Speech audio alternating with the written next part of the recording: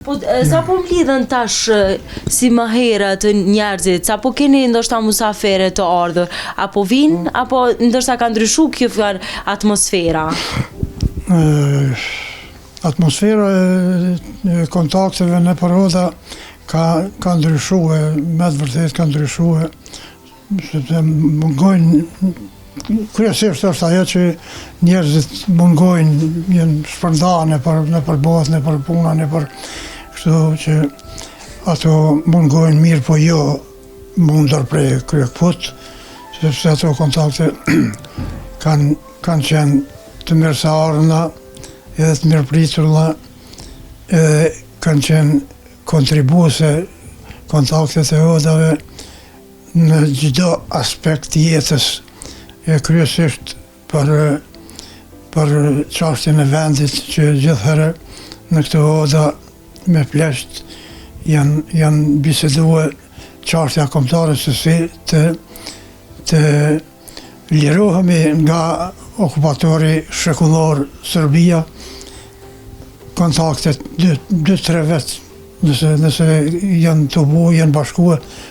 ajo bisedë konë prezente gjithherë, edhe është konë dhe ka qenë fridhonse.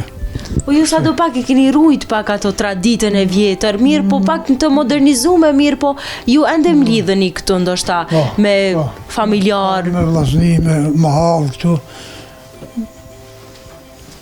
të buhemi, të kemi kontakte dhe bisedojmë gjonat për gjonat për të cilat na preokupojnë si rreth, si shoqëri, kontaktojmë dhe bisedojmë dhe zgjedhëm problemet pranë mundësive dhe mundësive tona. A dëgjohet fjala më të shumit si ka qenë më përpara? Po. Vazhdon. Ndoshta jo në atë masën që ka qenë dikur, mirë, po kur është për interesa, pranohet edhe respektohet fjala e tjetërve dhe e qëllimirëve. Në fshati do vraten jetë edhe si fshat me histori të luftës që ka. Apo më tregon pak për atë pjesë sa kanë qenë kohra të vështira, si e mbani mend? Që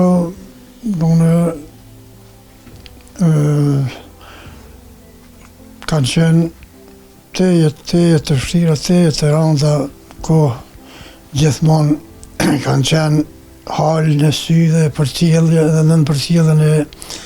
e armikut të gjithë shqiptarët, por